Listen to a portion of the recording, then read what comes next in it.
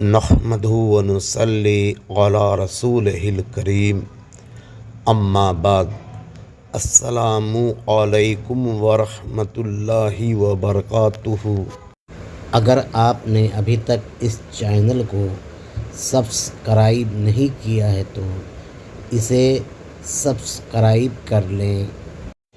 کوا جو ہمارے یہاں پایا جاتا ہے، جو دانہ اور نجاست دونوں کھاتا ہے، رسول اللہ صلی اللہ علیہ وسلم نے اس کو فاسق پرندہ کہا ہے۔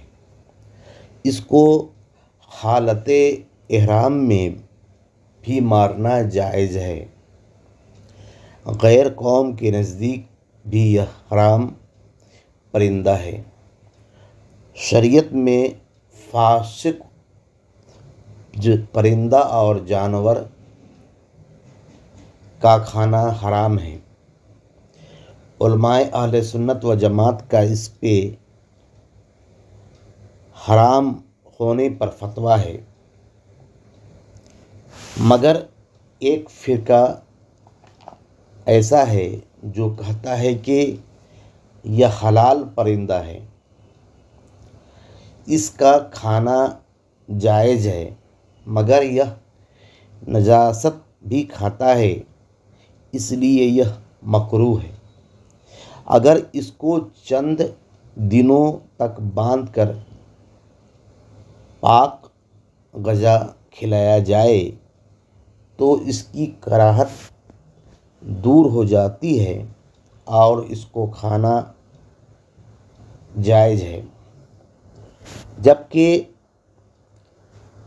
حلال پرندہ کو سنی حرام کہتے ہیں، اس لیے اس پرندہ کو کھانا ثواب بھی ہے۔